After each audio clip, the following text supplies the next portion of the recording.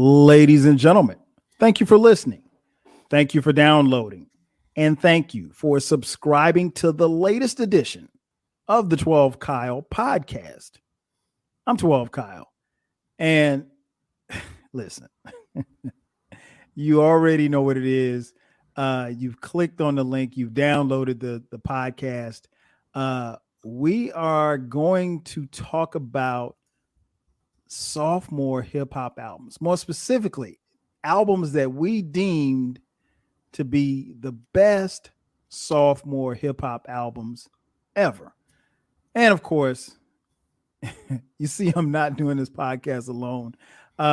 Frequent contributor, my man. I mean, come on, he has two podcasts of his own, the Eclectic Discussion Podcast and Encyclopedia Hip Hop Podcast.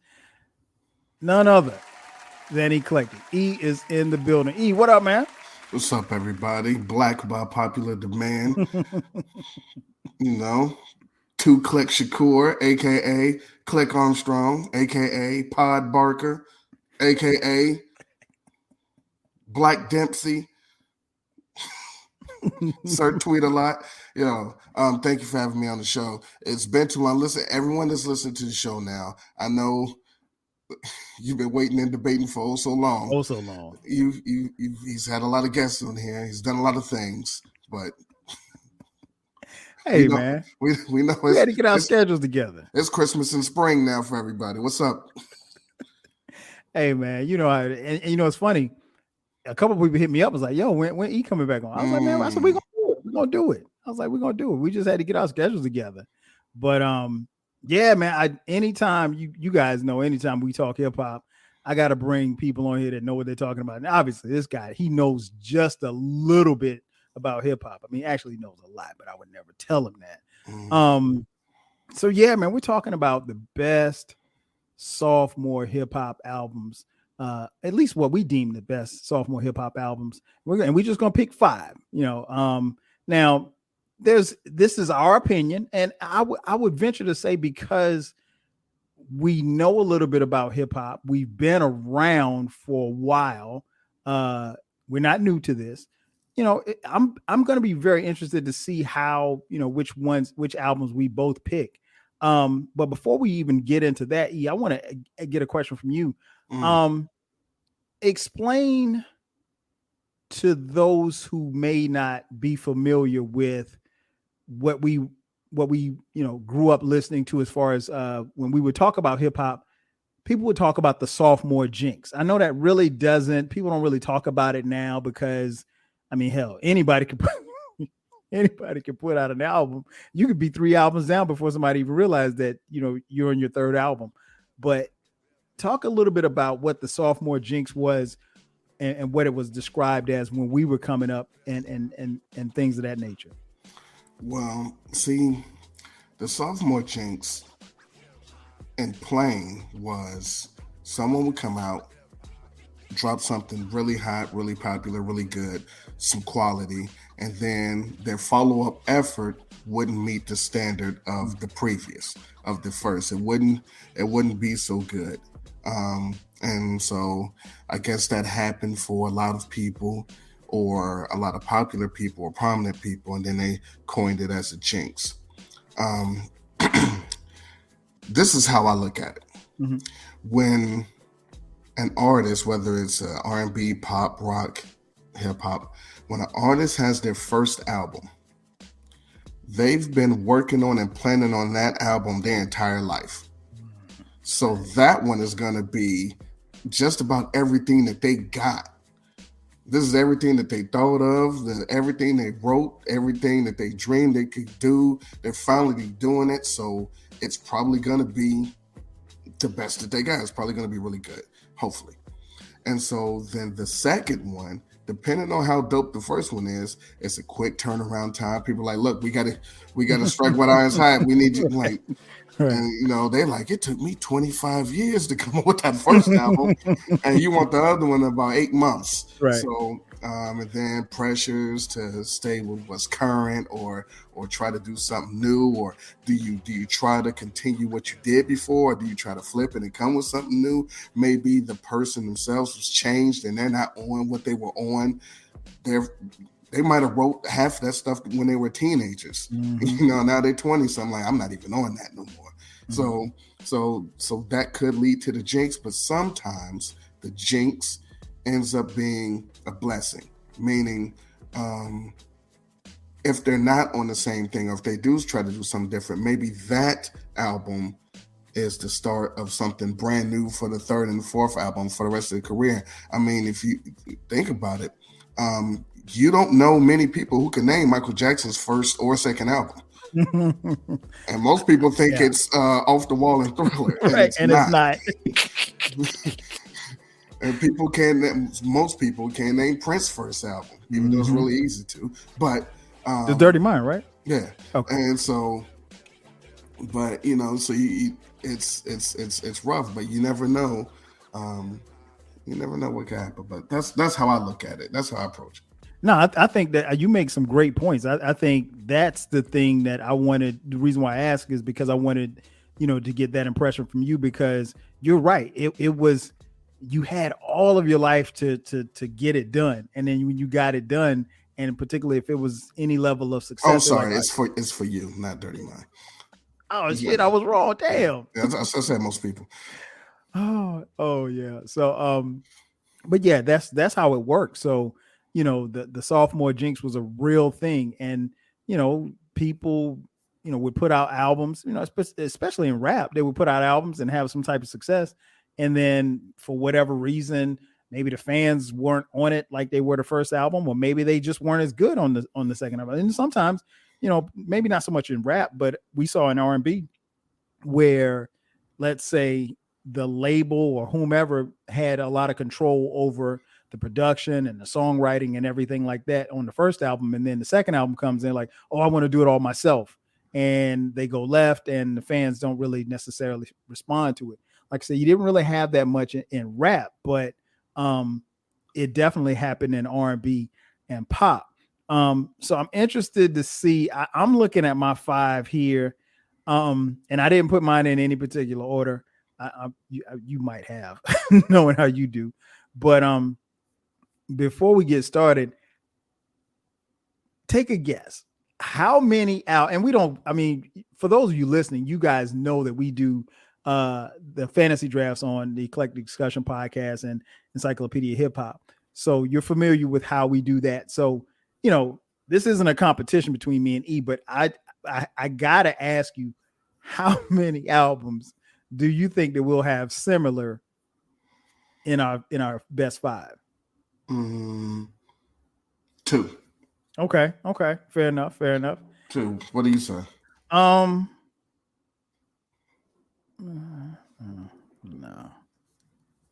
I say 1 and a P. 1 and a possible.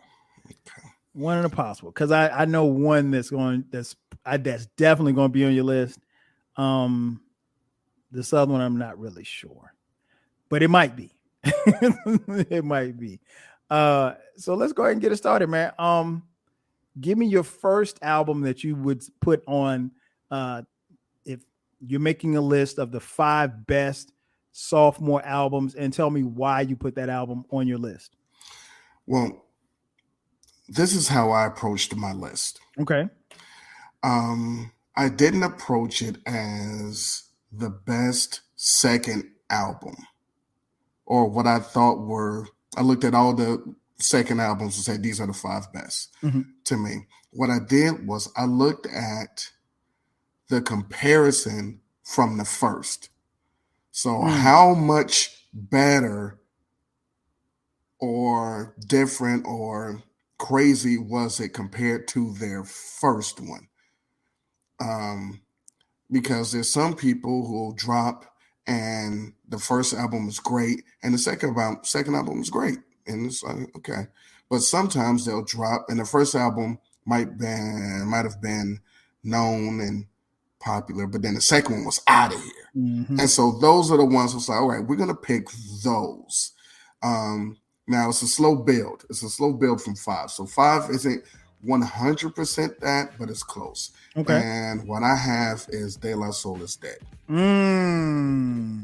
Yes. And even though 3 Feet High and Rising was critically acclaimed, and in my opinion, it's a classic, and it is. A lot of people liked it, but there were backlash. People was like, oh, the hippies, oh, that's a fad, or this, that, and the third.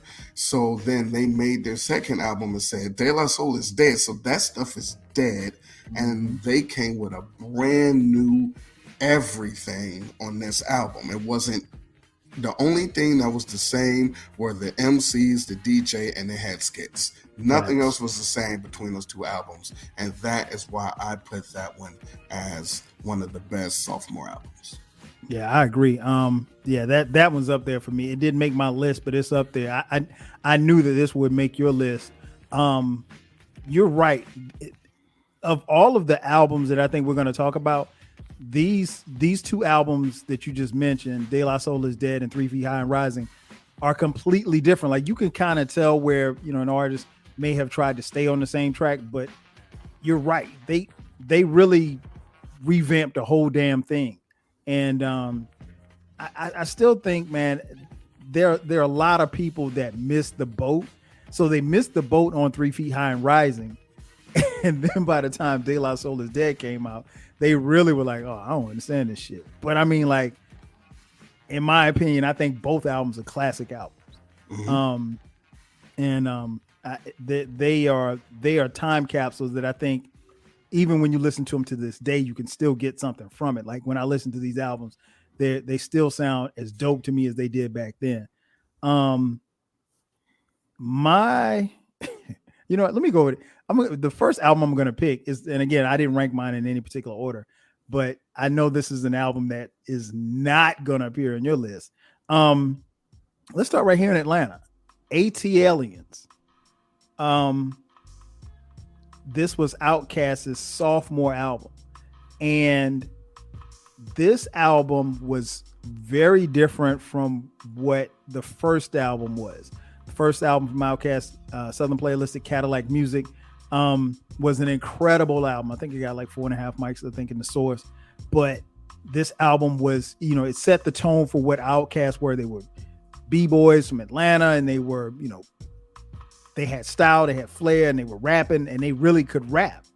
And by the time this album comes out, sonically, it sounds so much different. Their look changed.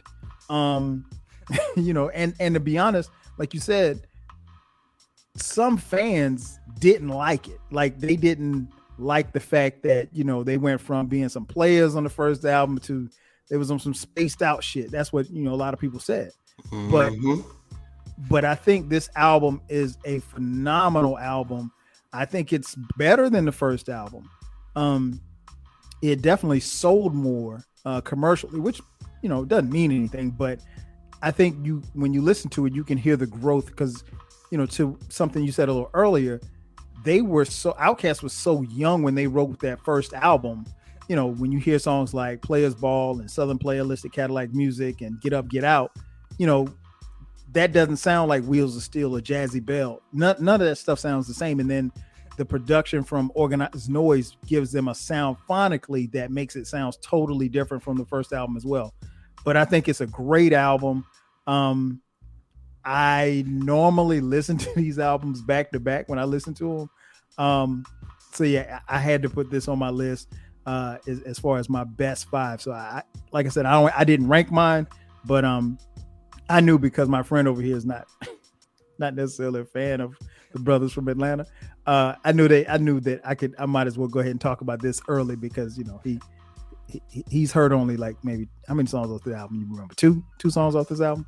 I don't. Honestly, the Outkast songs after Southern Playalistic, they all mesh together with me. Okay. And I think that goes with what you're saying. What you're saying is, so the first album, when those songs came out, 2 of my I guess, favorite 3 or 4 songs from them are on that album. And I actually listened to what they were saying. And then once the second album came out, I was like, I don't know who this, I don't want this. And so, but I don't know. I'm pretty sure I've heard all the video songs and the singles. Well, you know what you did remember, because we did a podcast last year. You did actually go back and listen to that album, because you texted me. He's like, and we talked about it. So yeah, and you got props for that. You got props for that. They don't. I'm not their target audience. That's it. Okay. What's your next one? Sophomore album. So depending on how you look at this, if you want to be an ass about it, this is cheating, but it's not. Okay. Do You Want More by the Roots? Do You Want More? Their first effort was Organics. It came out in '93.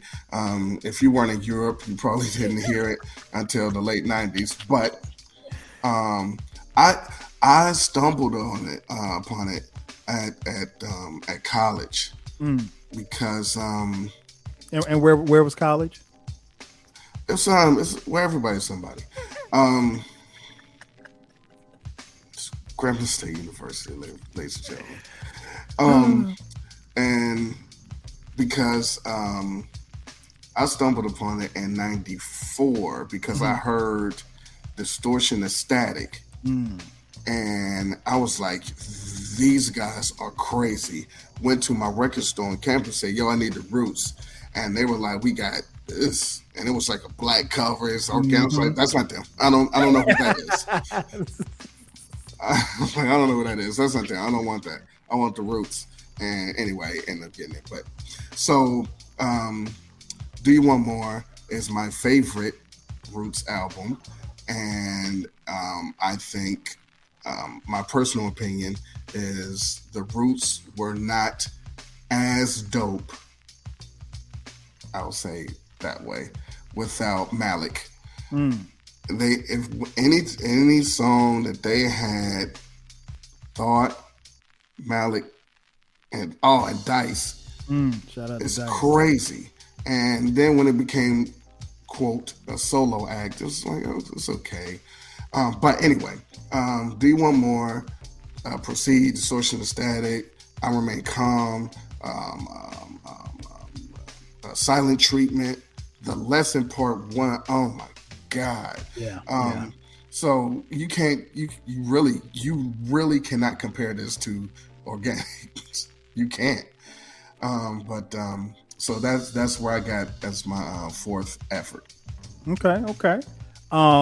That's a great pick, man. It's funny. I had to laugh when you said Organics, because honestly, man, I think I've heard that album twice. And I want to say when I heard it, like I literally have not listened to that album probably since, I don't know, like 2000. Like it's been like, I had no reason to go back to it, because I went backwards on the Roots. I didn't discover the Roots until Illadelph Half-Life, and then I went back and heard, Do You Want More, and fell in love with that album. But so I think you're right. When Organics came out, they could have very well been in Europe. We don't even know.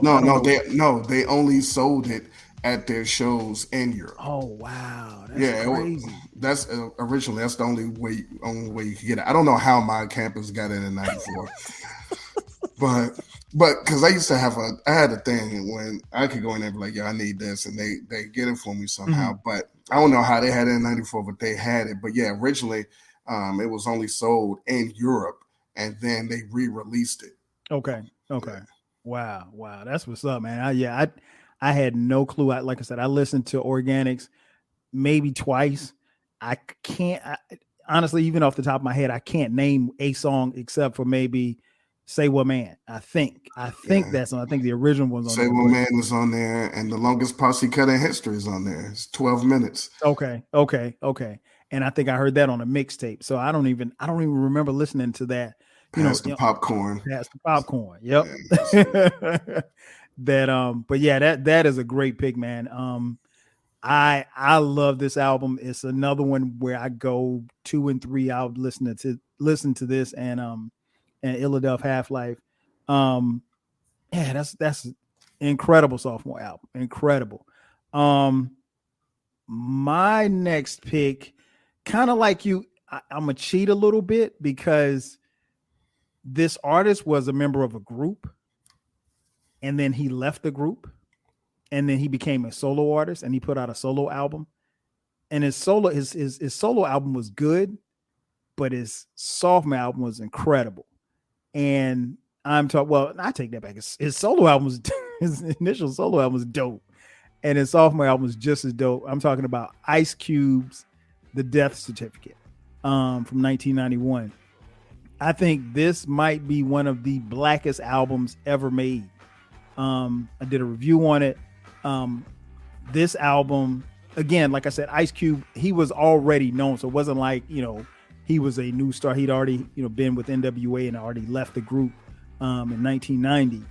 But he released his first album, America's Most Wanted, and then the sophomore album, The Death Certificate, which was phenomenal. Both albums I think were phenomenal, but this album, from everything from the album cover with Uncle Sam with the toe tag, songs like Black Korea, of course, No Vaseline, Steady Mobbin'. This was vintage Cube. This was Ice Cube when he was, one of the best MCs in the game at that time in the early 90s. This is an album that I still bump to this day, man. And I think if you're talking about sophomore albums, there was no sophomore jinx with this one. I mean, he knocked it out the park. Sonically, it sounds different from America's Most Wanted because he wasn't. I don't know if the Bomb Squad did anything on this album. I mean, if they did, it maybe have been a couple of tracks, but they carried most of the load for the first album. And but nah, man, this joint still bumps to me. Ice Cube's Death Certificate. Do you remember popping this one in your tape deck? I never bought it. Okay. But I listened to, I've obviously heard that. I was, after the first album, I still fucked with Cube, but I wasn't purchasing Cube. Mm-hmm. But that Steady Mobbin' was incredible. And Giving Up the Nappy Dugout. Yes. The True to the Game video is a classic. Yes. Everyone knows No Vaseline. Look Who's Burning is crazy. So, some of the stuff on there wasn't for me, but great album. And you're right, it was no even with the producer he had, there was no jinx. Well played. I see what you did there. What's your next one? 3. Okay. This one's easy. Like I said earlier, the way I'm picking when their first album was, decent or good, but then the second album was just crazy. So the gap, the margin in between the two is what makes me pick them. So like when I went Organics and Do You Want More, most of the people that's listening to this show right now never heard Organics, but if they heard the Roots, they probably heard Do You Want More, or at least 4 or 5 songs off of it. So this one is easy. I told you it was going to ramp up. The gap is going to ramp up. The Infamous Mobb Deep. Most people do not know about Juvenile Hell by Mobb Deep that came out in 1993. So The Infamous, being their second album, being one of the greatest hip-hop albums that came out in the 90s, has to be one of the best sophomore hip-hop albums, because it took them from to it's the P right and Havoc. So and people understand, the people that's listening to this that's never heard of Juvenile Hell, it had on production Extra P, Premier. They were on that first album. Big Noid was on Juvenile Hell. Yep. But none of you cared. Nobody. But The Infamous and we could talk about the Infamous forever. It's one of the, like I said, it's one of the greatest hip hop albums in the '90s. Period. Man, that album's so nice. I bought it twice. Mm. Man, I'm surprised. Well, you know what? I take that. I ain't even gonna say I'm surprised. What I'm surprised is we both have that on our list because that was my next pick. I told you we was gonna have two, so I got one off. Yeah. So we'll see what happens. We'll see what happens. Yeah, man, I love this album. I think Juvenile Hell. How many times? I may have heard it like 3 times. And I had the tape, and somebody stole my tape, and that's the only reason why I only listened to it like 2 or 3 times because I copped the dub off somebody, and then somebody took the tape out of my tape. That I do remember I was in college at the time at South Carolina State, and so yeah, I had that. But yeah, you're right. The Infamous, man, you want to talk about a flawless album? I agree with you. Easily one of the best hip hop albums in the '90s. And what's interesting in that, and a lot of people don't know this. I mean, I know you know this, but Juvenile Hell didn't sell well, so they almost got dropped from their label. And you're right. There's a huge. If you go back and listen to Juvenile Hell, there's a huge gap between how Mobb Deep was on that album and how they were on the Infamous. They were dropped.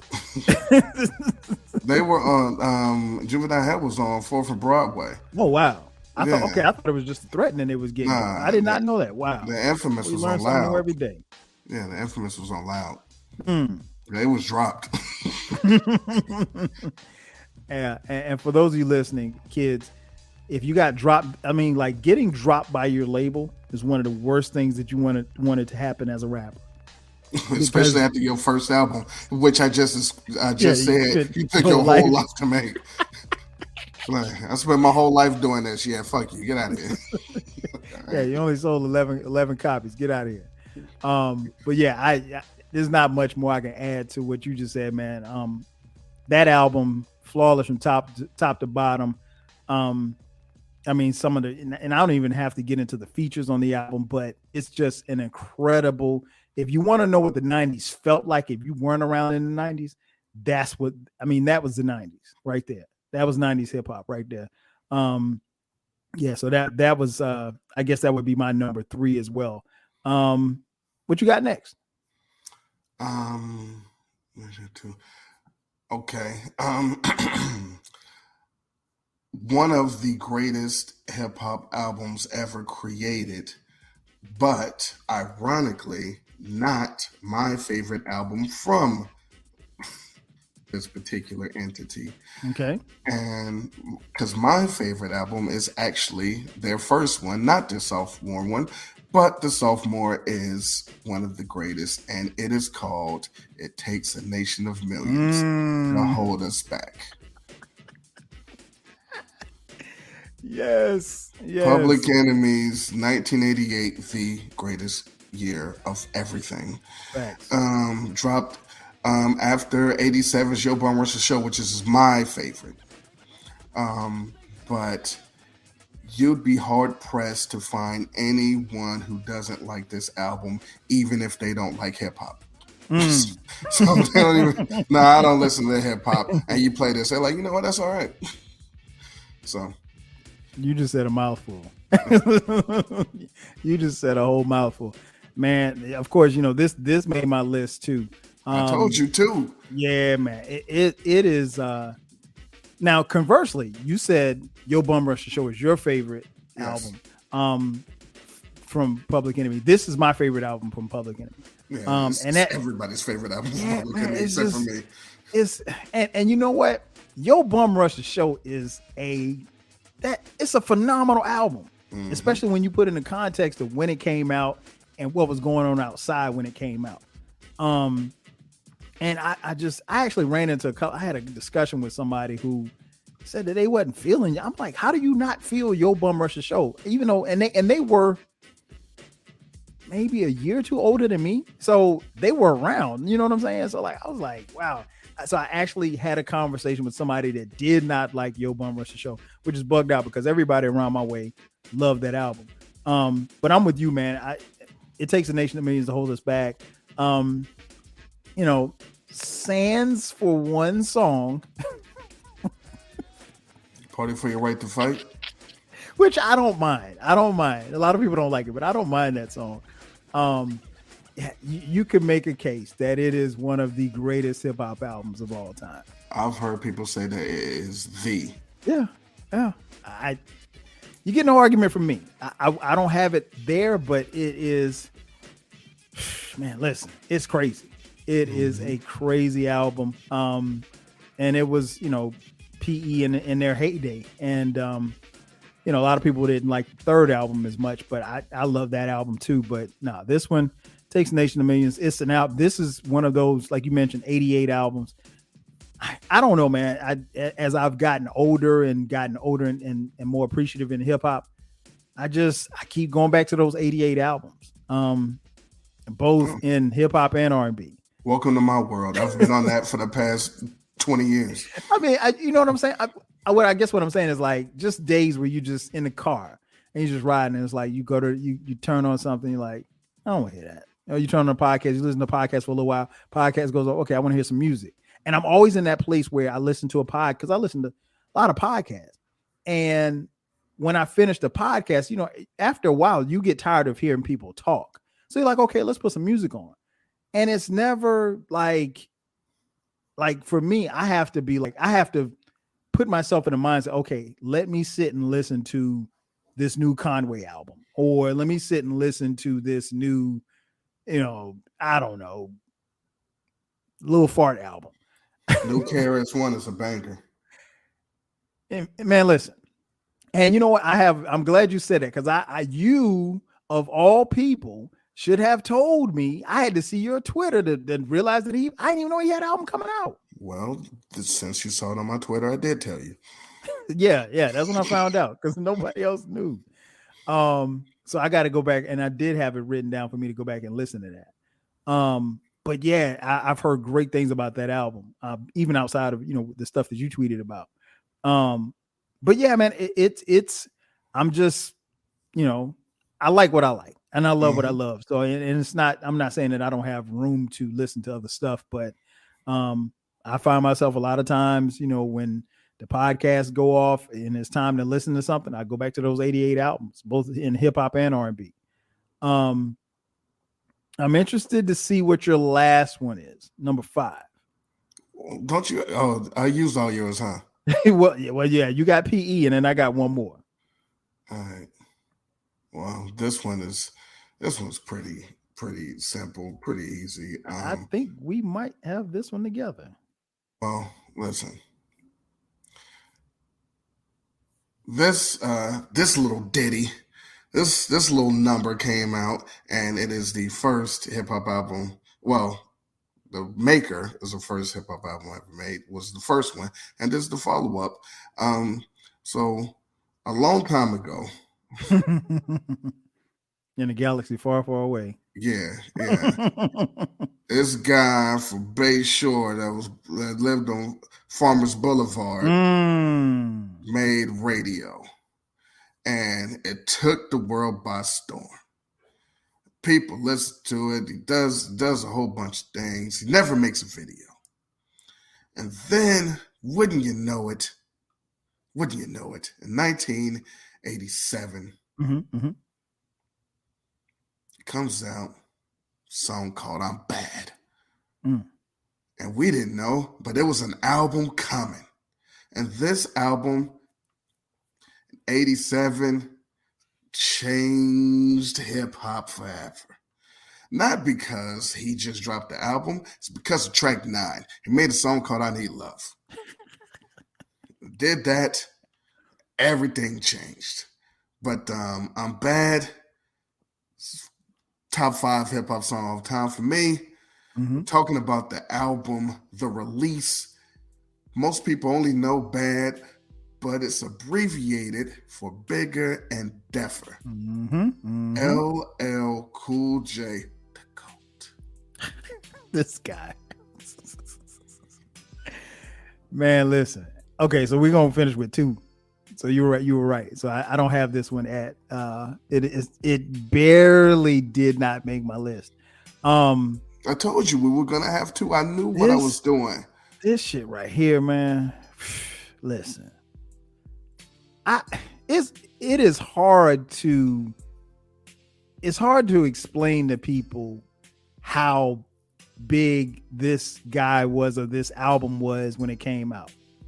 When I say everybody had it, even if you couldn't afford the tape, because there were no CDs, kids. There were no downloads. You had to physically go get the copy. Man, LL. Okay, Drake. Right, for those of you listening who listen to Drake or understand how big Drake is, LL's popularity was bigger at that time in '87 than what Drake's popularity is now. Let me help you out and put this in perspective Go for ahead. people that's listening. People that's listening. This year, Eric B. and Rakim dropped "Paid in Full," their debut. Yo Bum Rush the Show, Public Enemy, we just talked about, that came out. Their debut. Criminal Minded by Boogie Down Productions came out, their debut. Rock the House by DJ Jazzy Jeff and the Fresh Prince came out, their debut. And everyone still listens to Bigger and Deffer first and more. And everyone knows that album more than all of the ones I just named. That's how big that was. So, and as we talked earlier, that your debut album is the combination of everything you worked on. That was Rakim, KRS-One, Chuck D, Fresh Prince. That was their first. Yeah. He came with his second, which Sophomore Jinx, and blew those away. Yeah, with the second. So yeah, this was so incredible, man. I just remember I was in. You were a junior in college in '87, weren't you? Stop it! I was in 8th grade.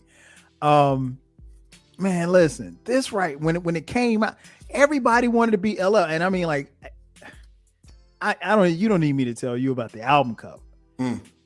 The album cover is iconic. He got the car restored. Oh, did he? He got the car restored that he's standing on, and then they put it in the Hall of Fame when he got inducted. Wow. Yeah. I mean, very well deserving of his Hall of Fame in the Rock and Roll Hall of Fame. I mean, he's definitely if LL's not in the Hall of Fame, I mean, nobody else should have been in there. I could make a case that he should have gone in first. But yeah, he changed the game, and like you said, this album flipped up everything. And to put a song out like "I Need Love," to have the bangers on there, I'm Bad, the video. I mean, we all mimicked the video. Man, it's so iconic, man. If you don't squish out the jelly bean with your foot and then put it in your mouth and body roll, man. Please. Man, you don't put your hand up to your head with the sharks, man. Yeah, my head is like a shark's man. And everybody wanted Kangos. Everybody wanted Kangos in my school. Also, I'm Bad. Everyone loves "I'm Bad." Like I said, it's top 5 for me. As soon as that goes off, Candy comes on that beat. It's I can't. So yeah, that's my one. Yeah, man, incredible album. Another one that you still gotta play to this day. That coming from where he came from and having the success that he had, I guess it would have been easy if he would have fallen off. But this right here just really propelled LL to the next level, and he was already at that level already. He was, the best in the game at that particular time. And man, we love this album. And like I said, it still bangs to this day. My top one, I wasn't sure if you were going to pick this one, is "It Was Written."